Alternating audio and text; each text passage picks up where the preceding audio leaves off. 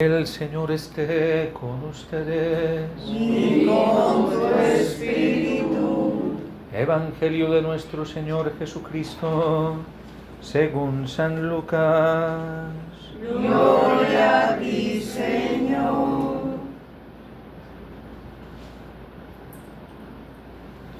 En aquel tiempo dijo Jesús a sus discípulos una parábola. Fíjense en la higuera y en todos los demás árboles. Cuando ven que echa sus brotes, conocen por ustedes mismos que está llegando el verano. Igualmente ustedes, cuando vean que sucedan estas cosas, sepan que está muy cerca el reino de Dios. En verdad les digo que no pasará esta generación sin que todo suceda. El cielo y la tierra pasarán, pero mis palabras no pasarán. Palabra del Señor. Gloria a ti, Señor Jesús.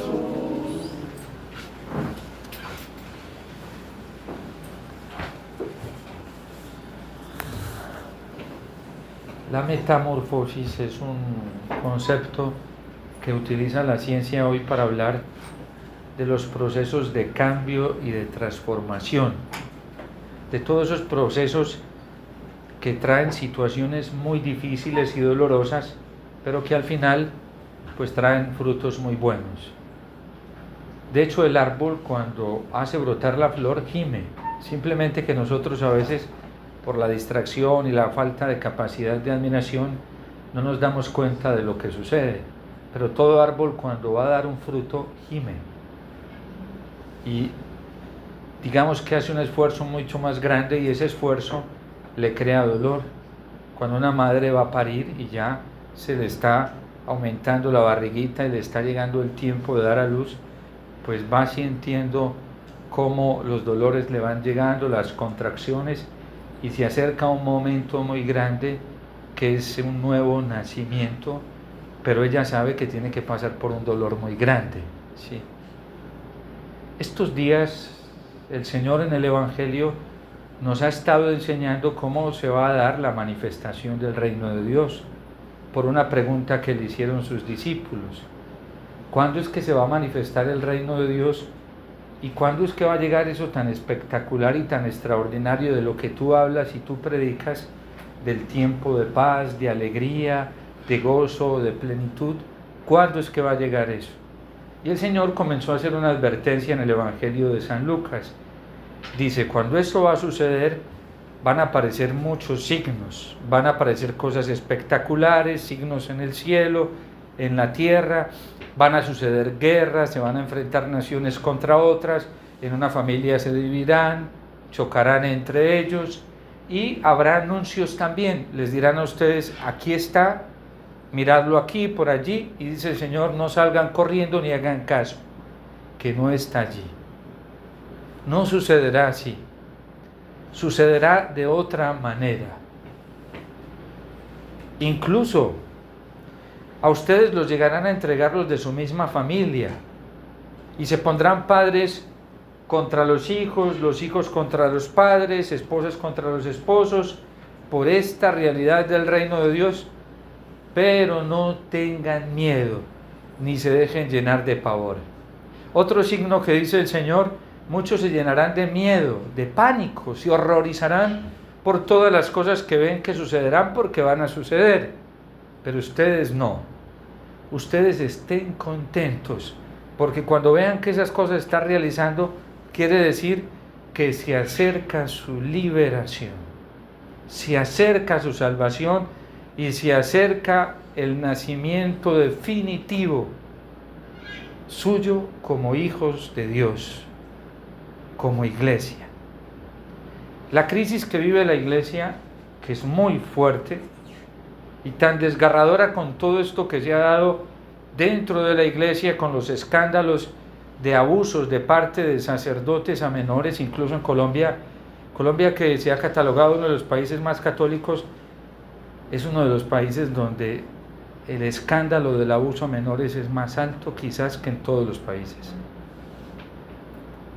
Lo que pasa es que nuestros pobres obispos están muy asustados y tienen temor de que esto se destape como se destapó en Chile o en Irlanda, pero en estos momentos la Fiscalía, la Procuraduría y las entidades encargadas para hacer procesos judiciales tienen en estos momentos entre 500 y 700 procesos penales de sacerdotes que han abusado de menores, de comunidades religiosas, de diócesis. Lógicamente puede que todos no sean ciertos, no lo sabemos, pero muchos de ellos ya fueron concretados y sacerdotes que han reconocido que sí cometieron esa abominación, porque es una abominación.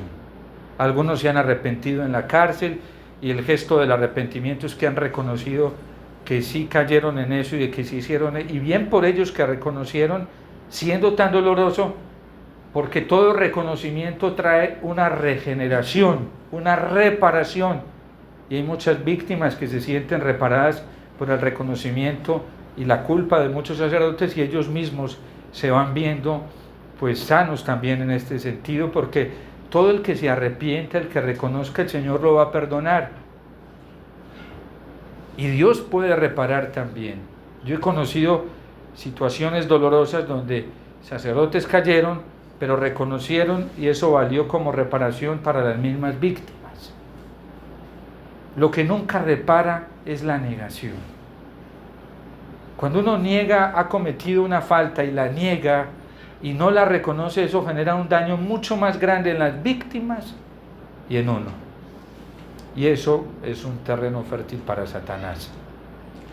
Pero en fin, en Colombia es una vergüenza dolorosísima que se ha catalogado un país tan católico y ya hay abusos muy fuertes de parte de sacerdotes a menores, obispos que han encubierto, laicos que han encubierto esto y se han dado cuenta. Es muy doloroso cuando estas cosas suceden, porque hay laicos que se dan cuenta de cosas muy espantosas dentro de los sacerdotes y omiten. Eso sí, para condenar imperfecciones están ahí listos, pero para denunciar pecados, callados. ¿Qué es más grave, un pecado o una imperfección? Pregunto yo, ¿qué es más grave, un pecado o una imperfección? Un pecado. ¿A qué nos ha llevado la desvirtuación del corazón, de la conciencia? Que hoy dentro de la Iglesia Católica hay laicos que se tragan las faltas morales, las omiten y no las ven como graves, pero las imperfecciones ahí los tienen hablando y denunciando. En cambio, en la realidad de Dios es muy diferente. A Dios las imperfecciones no le preocupan. De hecho, para Dios las imperfecciones nuestras son un terreno exquisito para poder trabajar, para poder manifestar su grandeza y su gloria. Pero cuando hay un corazón corrupto, como lo llamaba el Papa Francisco, que comienza a justificar el pecado y la maldad como algo bueno, eso a Dios le aborrece. Eso a Dios le causa náuseas. Eso a Dios le causa espanto y pánico. Porque quiere decir que una conciencia así llegó al grado más alto de perversión. Cuando una conciencia se afecta, comienza a justificar lo que es verdaderamente dañino y a condenar lo que no es dañino. Estamos llegando a estas cosas y el Señor las advirtió. Porque incluso dijo hasta mis elegidos, cuando comiencen a suceder estas cosas, mis elegidos serán engañados. Y serán pocos los que se den cuenta dónde está la verdad. Ante esto, el Catecismo de la Iglesia Católica, en el numeral 675, nos habla que los tiempos en los que se va a manifestar el reino de Dios y va a llegar a su cumplimiento, se va a identificar por una cosa, y es que la prueba que tendremos será una prueba de fe en relación a la verdad. En relación a la verdad. Entonces, ¿cómo se nos está probando? Se nos está probando en relación a lo que es verdad y no es verdad. No a lo que la gente piensa que es verdad o siente que es verdad, sino a lo que es verdad. ¿Y cuál es la verdad? Daniel estos días nos ha estado diciendo cuál es la verdad a través de los sueños, de las interpretaciones que él ha hecho de los sueños que tiene el rey y ahora de los sueños que tiene él mismo.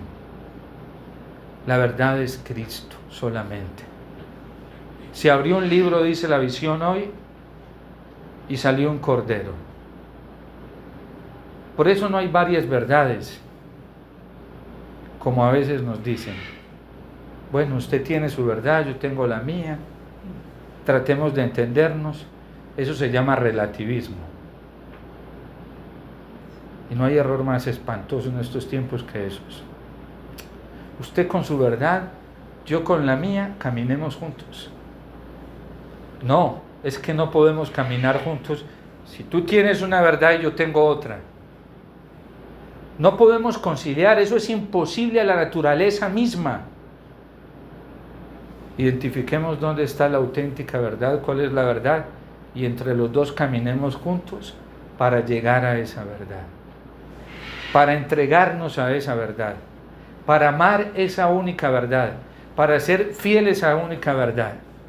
Un hombre y una mujer quieren buscar la verdad, encontrar la verdad, y dicen los dos hagamos un pacto, una alianza, y digámosle a Dios que nos ayude para poder alcanzar esa verdad que es Dios, que es la salvación eterna, no solamente de nosotros, sino de los hijos que Dios nos dé, para que todos lleguemos a esa única verdad que es Dios, que es la vida eterna, que es la santidad.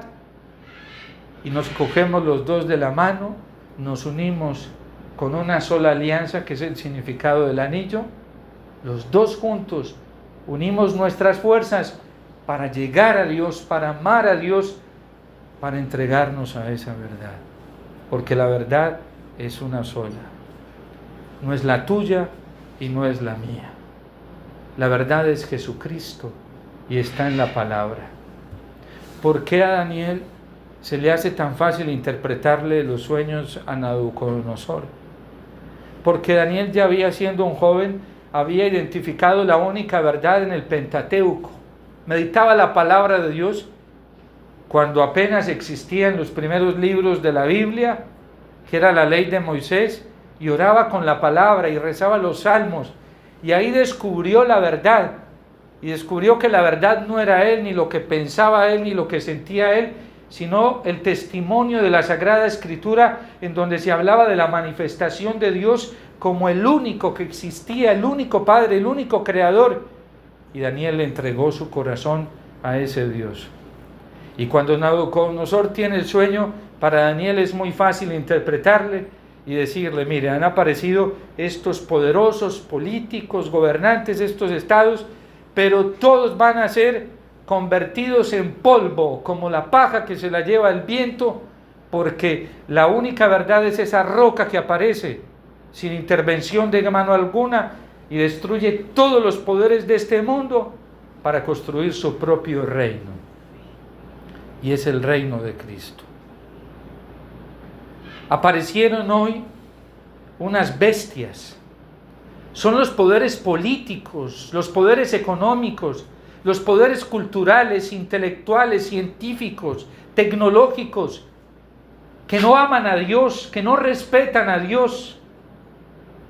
Y de hecho vemos a uno de los más poderosos de estos reinos que aparecen, de estas bestias, la de los 10 cuernos, que es la que tiene más poder, cómo aparece dentro de ellos un reino, una orientación política, económica, científica, sin decir que la totalidad de la ciencia sea así, o la totalidad de la política sea así, o la totalidad de un sistema económico sea así, o la totalidad de un sistema cultural sea así, o el poder de un sistema religioso en su totalidad sea así, pero aparece con mucho poder y lanzando blasfemias.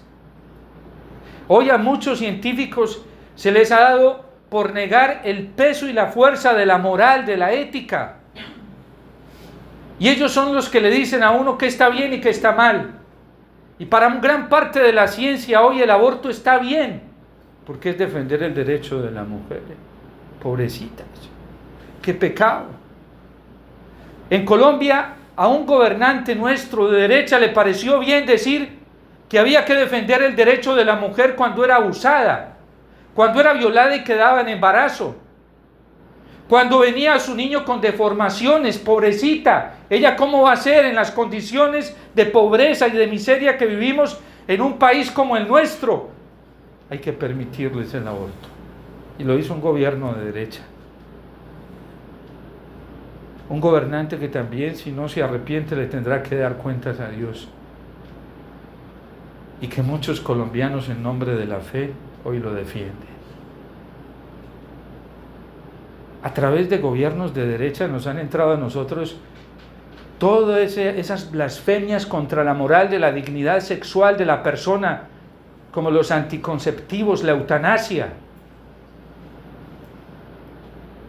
Y por eso los católicos no somos ni de derecha ni de izquierda, porque todos hacen un daño muy grande, como lo está haciendo este sistema de gobierno, y hoy lo trae precisamente Daniel. Lanzan blasfemias contra el Señor. Pero no crean que los de derecha han sido mejores que los de izquierda. ¿Cómo estamos de divididos en el país hasta dentro de la misma jerarquía? Porque estos poderes políticos le han hecho mucho daño a la dignidad de la persona, le han hecho mucho daño a Dios, en cuanto que están destruyendo al hombre. ¿Y cómo hay católicos peleados, divididos? Unos de derecha y otros de izquierda. ¡Qué vergüenza! En Colombia ya hemos tenido muertes dolorosísimas en otra época, la guerra de los 1000 días, otras épocas de derecha y de izquierda. ¿Y los cristianos dónde están? Ninguno de esos dos extremos. Los cristianos somos del Evangelio, somos como Daniel de la palabra del Señor, de la fidelidad al Señor por encima de lo que sea. Y si el de derecha no está bien con el Señor, pues no podemos caminar juntos. Y si el de izquierda no está bien con el Señor, tampoco podemos caminar juntos. Por eso apareció un cordero, de donde sale verdaderamente la verdad. Y es Cristo. ¿Cómo nos dejamos distraer tan fácilmente? Pero para nosotros los cristianos nos llega la esperanza, porque el Señor nos dice: cuando pasen estas cosas, no teman.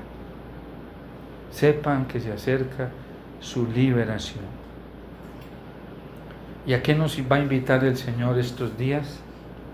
A ser como las vírgenes sensatas, que se esforzaron por mantener firme su fe, por mantener viva su fe en el Señor, por mantener encendido el amor por Cristo, por mantener encendida la esperanza por Cristo. ¿Dónde está la vigilancia de nosotros los cristianos? En que deseamos como los santos, Santa Teresita, mientras la acusaban de cosas falsas, mientras la señalaban, mientras también tenía la culpa de sus propias imperfecciones, decía: yo esperaré la justicia del Señor.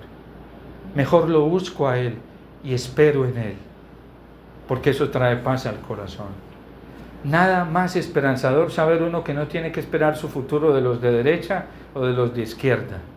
Nada más fracasante que tener que esperar la victoria o de los de derecha o de los de izquierda. ¡Qué fracaso! Pero nada más grande que esperarlo todo en el Señor, porque siempre triunfa Cristo. Siempre sale victorioso Cristo, el Cordero degollado, que se levanta siempre resucitado, a quien nadie puede vencer. ¿Qué se iba a imaginar la Unión Soviética?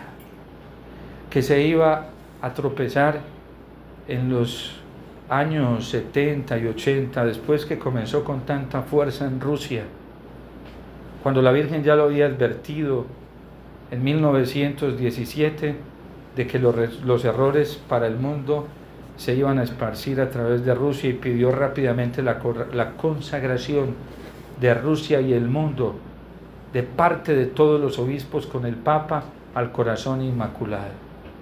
El Papa Pío XII intentó hacer la primera consagración, pero dijo Sor Lucía que no había sido válida porque la Virgen pidió que fuera el Papa con todos los obispos. Y mientras tanto Rusia esparcía sus errores por el mundo, hasta llegar a ser un poder gigante, poderoso. La Unión Soviética fue un dominio mundial muy alto en cabeza de Gorbachov. El mismo San Juan Pablo II vivió los efectos blasfemos del comunismo en Polonia. Le tocó vivir escondido, perseguido por los comunistas, perseguido por otro sistema como el de Hitler, que también vino a arrollar con ellos en Polonia, y él poniendo la mirada en Jesús. Desde los 5 años aprendió a mirar a Jesús a través de la Virgen, y nunca dejó apagar la llama de la fe en su corazón. Y él ni se imaginaba, a los 13, 14, 20 años, que le tocó vivir en escondido en campos de concentración y en minas, explotado por los mismos comunistas y por estos sistemas nacionalistas poderosos en el mundo, que incluso fueron los que explotaron la Segunda Guerra Mundial y destruyeron y se mostraban como poderosos. Él nunca se imaginó que como Papa le iba a tocar encontrarse cara a cara con uno de los impulsores más grandes de todo esto, que fue Gorbachov, gran presidente de la Unión Soviética. Y un día, por cosas de la vida, este hombre se puso a leer los escritos de San Juan Pablo II y Dios le tocó el corazón. Y allá al escondido se iba a dialogar con él, y ¿saben cómo terminó? En 1988, ya no lo recuerdo bien, cayó la Unión Soviética y el muro de Berlín, y nadie se estaba dando cuenta que de manera silenciosa Dios y la Virgen estaban ejecutando sus planes de victoria con un hombre vestido de blanco allá en el Vaticano, que se reunía con Gorbachov, porque en Juan Pablo II Gorbachov vio a Cristo y vio un líder de verdad y pidió perdón. De hecho, le decían a Gorbachov: ¿tú cómo hiciste para entenderte con un hombre como San Juan Pablo II, que le habló tan fuerte y tan duro y fue tan rígido con el comunismo? Y dice: porque así como fue rígido con el comunismo, también fue rígido con el capitalismo. San Juan Pablo II fue un hombre que no vivió de las riquezas de este mundo, vivió de la única riqueza, que es Jesucristo. San Juan Pablo II no se benefició de los tesoros de este mundo, se benefició del gran tesoro que es Jesucristo, y en la Eucaristía. Todos los días, muy de madrugada, lo encontraban allá postrado en la capilla personal delante del sagrario. Porque es así que se vencen estos poderes, con la sangre del Cordero, suplicándole al Cordero. Tanto que Gorbachov terminó yendo a la capilla privada, casi todos los días iba a misa con San Juan Pablo II. Hace poco murió y Rusia no lo quería recibir en su nación y lo dejaron enterrar allá, porque este hombre prefirió a Cristo en vez del comunismo. Lastimosamente hay gente que hoy no cree en la iglesia, que con el rosario y la adoración eucarística se vencen estas fuerzas. Juan Pablo II creyó y vio las victorias de Dios, tanto que en Fátima hay un trozo del muro de Berlín que tenía dividida a Europa occidental con todo el mundo, y ese muro cayó, pero no sentados en una mesa, ¿sí? No haciendo pactos de reuniones y encuentros, no. Hasta en la iglesia hoy los jerarcas creen que van a alcanzar la victoria así. No, un hombre vestido de blanco, de rodillas delante de Jesús, se hacía 4 rosarios diarios, y cuando él llegó como papa eran 3 la corona, y puso uno más, los luminosos. Necesitamos rezar más y orarle más a la Virgen, y vino la gran victoria. Ahora Putin ya está desesperado por lograr añorando lo que tuvieron en algún tiempo, y todo eso va a quedar como polvo, como paja. Es más, la gente que depende del sistema económico hoy se está enloqueciendo. Se están deprimiendo, se están llenando de horror porque es ficticio. La gente no tiene soporte económico de nada. Y sabe que si un banco un día le cierra las posibilidades, se le acabó todo. Pobres de los que tienen su esperanza en eso, porque saben cómo van a terminar. Sin nada. Sin nada. No hay nada más alentador que depender de una fuerza y de una victoria que nunca será destruida. Y es la fuerza del Señor. Es Jesús. Porque es nuestra gran victoria. Por eso nosotros no podemos dejarnos deslumbrar. Hoy se ha levantado todos estos países. La gente no se da cuenta que los chinos supieron encajar muy bien el capitalismo y el comunismo. Es un monstruo perverso. Y está atrapando hasta la religión y la está utilizando. Y defienden unos derechos de vida, pero sacrifican otros. Porque así se presenta este aparente humanismo.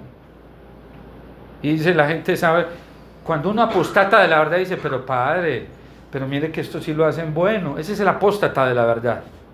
Tiene esto malito, pero esto está bueno. Y el Evangelio nos enseña, es que si tiene algo malo, todo está malo. ¿De quién depende nuestra vida? Si hoy dependiésemos solamente de Jesús, del Señor, nada nos atormentaría, nada nos preocuparía, nada nos angustiaría. Si dependiéramos verdaderamente de la Virgen, ni siquiera que el infierno se levantara aquí y nos dijera que nos va a matar, nos asustaría, nos daría alegría. Y le diríamos al diablo, ya, mátame ya. Un día yo tuve una experiencia, pero fue solamente de un momentico. Estaba celebrando la Eucaristía y hubo un hostigamiento en un municipio del Cauca. Ahí a unos cuantos metros de la misa. Estábamos en plena misa y yo no me daba cuenta que era un hostigamiento, pensé que estaban tocando tambores. Cuando se desmayaron 3 acólitos, dije, la gente estaba así. Y a mí, cuando yo vi a la gente asustada, me dio miedo. Y yo dije, pero yo no puedo dejar la Eucaristía. Yo dije, no, esto es una oportunidad de ser mártir. Y estaba presentando las ofrendas y dije, si me matan acá me voy para el cielo. Y entonces yo comencé despaciecito a hacer tiempo y la gente apenas me miraba. El otro padre que estaba concelebrando conmigo, que este no se ha dado cuenta, y la gente no sabía si ir a cerrar las puertas del templo, y cada vez más intenso. Y yo estaba viendo unos momentos de felicidad. Yo no veía la hora y hacía tiempo. Y entonces me dio la consagración, estaba con Jesús ahí, seguían pa. Fue muy lindo porque la gente cuando estaban, yo levanté a Jesús, todo el mundo se pacificó, los acólitos desmayados se levantaron y todos comenzaron a mirar a Jesús Eucaristía. Mientras allá los otros peleando. Y la gente aquí en una paz. Al final de la misa me dice una señora, gracias Padre. Porque nosotros en ese momento nos confundimos y no sabíamos qué hacer.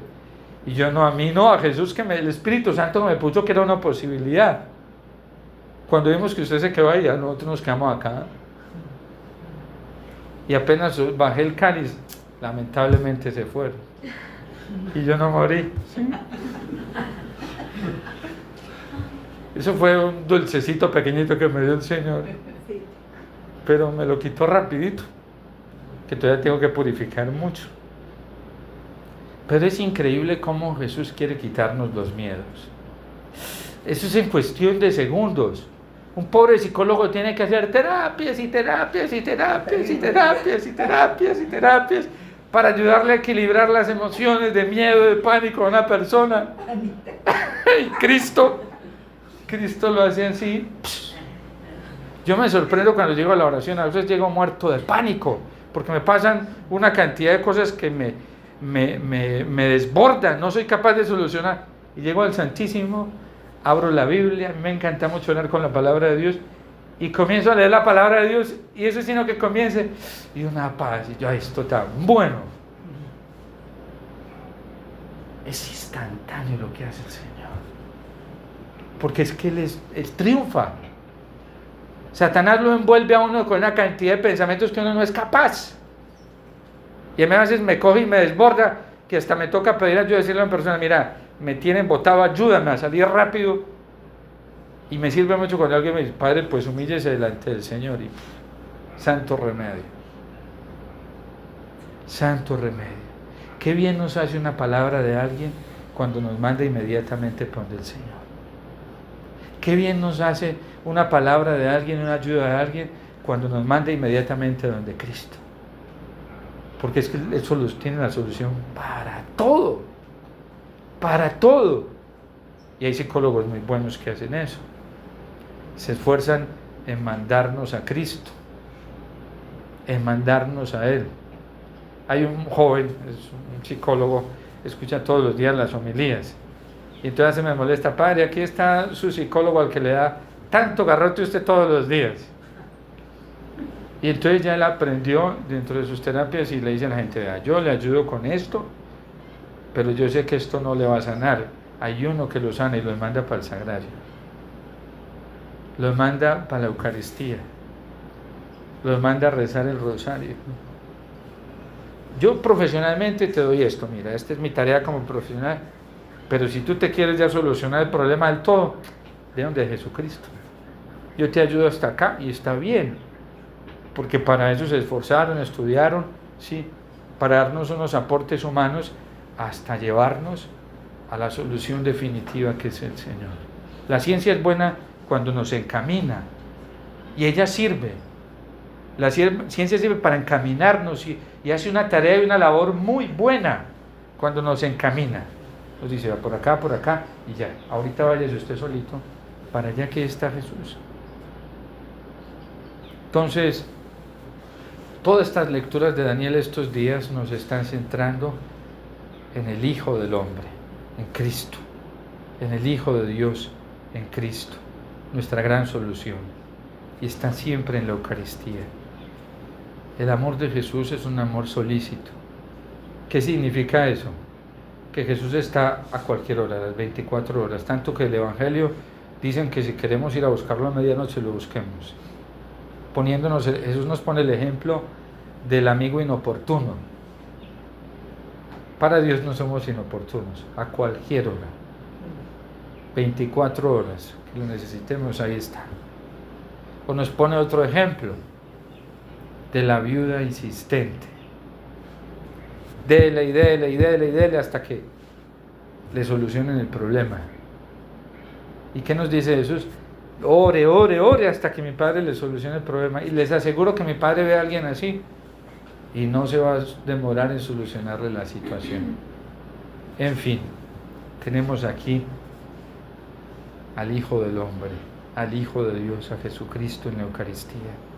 Ahorita vamos a presentar las ofrendas y en las ofrendas le vamos a presentar, miren qué bonito, todas nuestras preocupaciones, nuestros tormentos, nuestros miedos, nuestros pánicos, nuestras enfermedades, nuestros aguijones como San Pablo los presentó, nuestras imperfecciones, nuestros pecados, todo. Y vamos a escuchar de Él que nos dice, no temas, porque todo esto va a ser transformado por mí. Y luego lo va a transformar con el Espíritu Santo en el momento de la consagración. Y luego nos va a decir, todo esto que tú presentaste aquí, yo lo voy a convertir en vida en abundancia. Te voy a dar mi vida. Y lo comulgamos y se mete en nosotros. El que no le tiene miedo a nada. Cristo no le tuvo miedo ni a la muerte. ¿Saben por qué? Porque sabía que iba a resucitar. Por eso los cristianos no tenemos miedo ni a que nos maten. Si ahorita vienen y nos dicen que nos van a matar, nos ponemos felices. Y les decimos que lo hagan rápido. Porque a nosotros nos van a resucitar. Y ya nada ni nadie nos podrá hacer ningún daño. San José Sánchez del Río, que le habían cortado las planticas por amar a Cristo, les decía a los verdugos, yo nunca me había imaginado que era tan fácil llegar al cielo. Y cavando su tumba sabiendo que lo iban a matar, le dijo a la mamá, mamá, yo nunca me había imaginado que era tan fácil ser santo. Y hoy es santo. Ya sabía que con eso se iba a ganar la eternidad y se iba a convertir en un ejemplo para millones y millones de personas. Y si nosotros le creemos al Señor, pues nos vamos a ganar el cielo. Solo le creamos y ya, y lo obedezcamos. Si le creemos al Señor, pues Dios nos va a glorificar y hasta nos convertiremos en ejemplo para otros. Porque Él quiere hacerlo, esa es su voluntad. Eso no es soberbia ni presunción. ¿Qué hacemos si Él fue el que... Su plan es ese. Y nadie va a poner a pelear con Dios porque quiso eso. Si Él dice a través de los profetas, a través de ustedes yo quiero mostrar mi santidad. A Él quiso así, le dio la gana. ¿Quién se va a poner a pelear con Dios por eso? Esa es su voluntad. Él quiere participarnos su vida, su gloria, su poder, su amor, todo lo que Él es. Y para eso nos creó, porque quiso participarnos todo lo suyo. Por eso nos hizo hijos en su único Hijo, a quien Él ama tanto y en el quien se complace. Que estos días de preparación al Adviento, porque ya se acercan, pues a nosotros nos lleven a tener una esperanza muy grande y a mirar a Jesús y apostarlo todo por Jesús y hacer de Jesús sin miedo, porque Jesús no le tiene miedo a nada ni a nadie, y si nosotros nos unimos a Él se nos acabarán todos los miedos, y no hay nada más estupendo que vivir en esta vida sin miedos. Eso es lo mejor que nos puede pasar. Se acerca nuestra liberación, que la Eucaristía, que es una prenda de esa promesa del Señor, se haga una realidad en cada uno de nosotros. Dios te salve María, llena eres de gracia, el Señor es contigo, bendita tú eres entre todas las mujeres, y bendito es el fruto de tu vientre Jesús. Santa María, Madre de Dios, ruega por nosotros pecadores, ahora